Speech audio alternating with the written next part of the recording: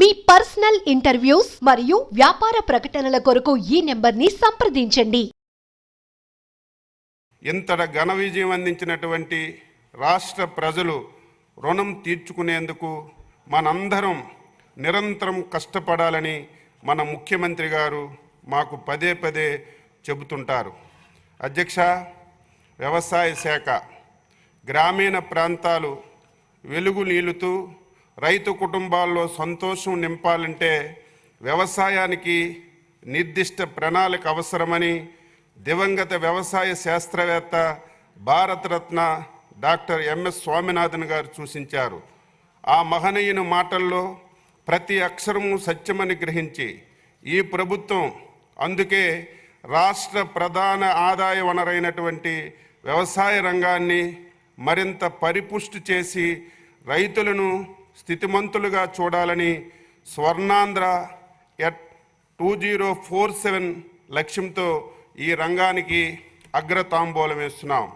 దేశానికి అన్నపూర్ణ పేరుగాంచినటువంటి మన ఆంధ్రప్రదేశ్ రాష్ట్ర ఆర్థిక వ్యవస్థకు వ్యవసాయ రంగం వెన్నుముక వంటిది. ఆంధ్రప్రదేశ్ రాష్ట్రంలో 62% జనాభా వ్యవసాయం అనుబంధ రంగాలపై ఆధారపడి జీవిస్తున్నారు.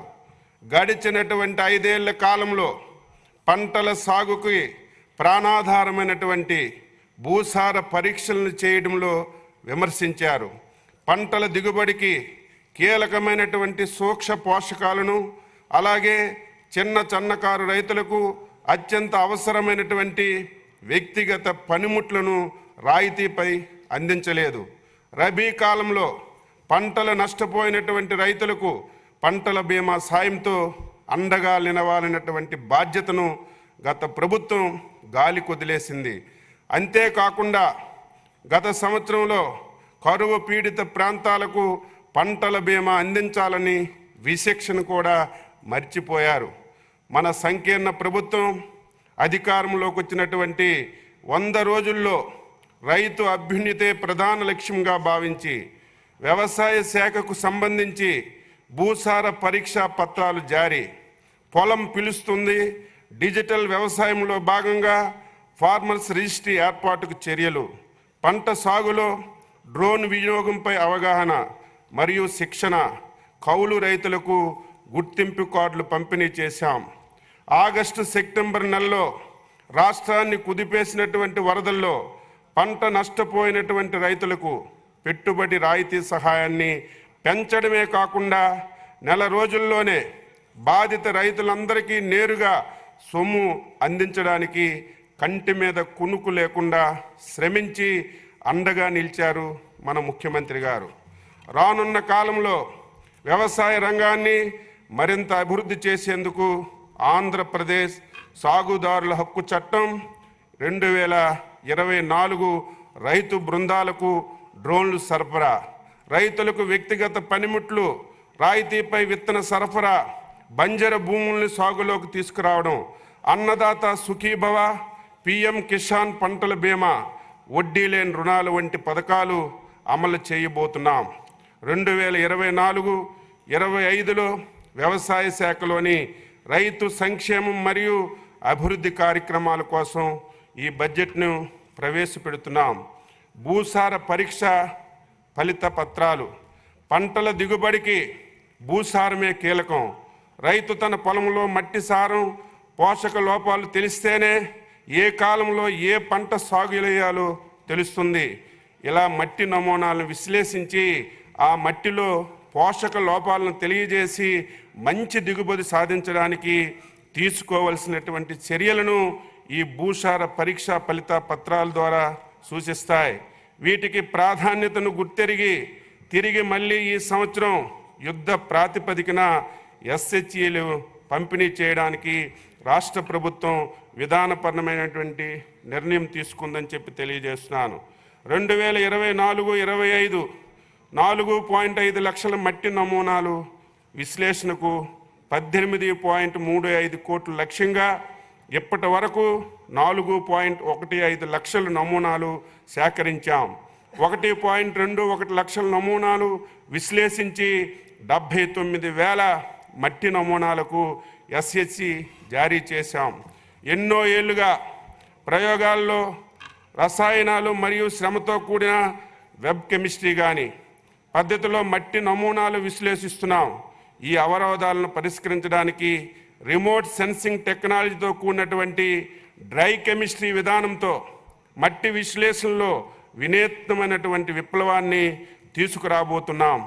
ఆల్ఫా స్పెక్ట్రోస్కోపీ వినియోగంతో కేవలం ఒకేసారి తీసి మట్టి నమూనాలను స్పెక్ట్రమ్ లైబ్రరీలో భద్రపరుస్తాం. ఉపగ్రహ చిత్రాలతో తదుపరి మట్టి నమూనా ఫలితాలు రియల్ టైంలో జారీ చేయబడతాయి. ఈ స్పెక్ట్రమ్ లైబ్రరీ అభివృద్ధికి వ్యవసాయ శాఖ ప్రాథమిక చర్యలు తీసుకుంటుంది. అలాగే గ్రామ స్థాయి సాయిల్ ఫెర్టిలిటీ మ్యాపింగ్ కోసం రిమోట్ సెన్సింగ్ టెక్నాలజీని ఉపయోగించి మొదటి దశ కింద ఒక జిల్లాలో పైలట్ ప్రాజెక్ట్ని ప్రణాళిక రూపొందించాం. ఎస్హెచ్సి కార్డుల ఆధారంగా రైతులకు అవసరమైనటువంటి సూక్ష్మ పోషకాలు విత్తనాలు పంపిణీలో ఎటువంటి ఇబ్బందులు రాకుండా వ్యవసాయ శాఖ సన్నాహాలు చేస్తుంది. ఎస్హెచ్జి జారీ కోసం 2024-25 సంవత్సరంలో వార్షిక కార్యాచరణ ప్రణాళిక కింద 38.88 కోట్లు ప్రతిపాదించబడింది. సూక్ష్మ పోషకాల పంపిణీ మట్టి విశ్లేషణ ప్రకారం సూక్ష్మ పోషక లోపాలను సవరించడానికి రైతులకి సూక్ష్మ పోషక ఎరువులు అనగా జింక్ సల్ఫేట్, జిప్సమ్, బోరాన్ రాయితీపై రైతులకు అందిస్తున్నాం. రాయితీలపై విత్తన పంపిణీ నాణ్యమైన విత్తనమే మేలైనటువంటి దిగుబడికి ముఖ్యం. అందుకని ప్రభుత్వం నాణ్యమైన విత్తనాలను రాయితీపై డీక్రిస్ యాప్ ద్వారా రైతు సేవా కేంద్రాల్లో పంపిణీ చేస్తున్నాం. ముఖ్యమైనటువంటి పంట విత్తనాలతో పాటు పచ్చి రొట్ట మరియు ప్రత్యామ్నాయ పంటల విత్తనాలు కూడా రైతులకు పంపిణీ చేయబడుతున్నాయి. ఏజెన్సీ మండలాల్లో గిరిజన రైతులకు ప్రత్యేకంగా 90% రాయితీతో విత్తనాలు సరఫరా చేస్తున్నాం. విత్తన సరఫరాకు నోడల్ ఏజెన్సీగా ఆంధ్రప్రదేశ్ విత్తనాభివృద్ధి సంస్థ పనిచేస్తుంది. 2024-25 సంవత్సరానికి 10.49 లక్షల క్వింటాల్ విత్తనాలను 328.75 కోట్ల రాయితీతో పంపిణీకి ప్రణాళికలు చేయగా ఖరీఫ్లో 180.61 కోట్లు రాయితీతో 5.42 లక్షల క్వింటాల విత్తనాలను మరియు రబీలో నేటి వరకు 23.13 కోట్ల రాయితీతో 0.98 లక్షల క్వింటాల విత్తనాలను పంపిణీ చేశాం.